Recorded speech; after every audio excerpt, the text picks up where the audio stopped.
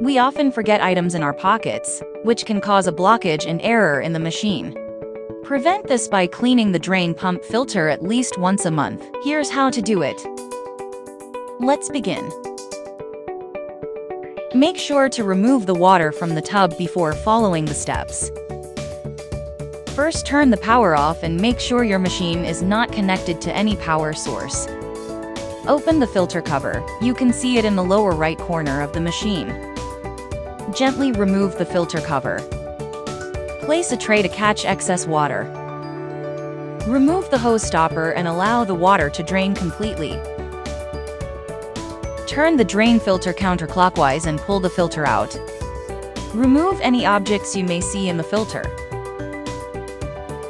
Clean the drain filter under a running water. Remove leftover lint and other materials on clothing prior to washing.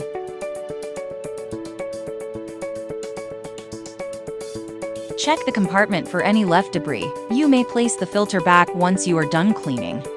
Reattach the filter cover, then gently close the lid. Thank you for watching. Panasonic.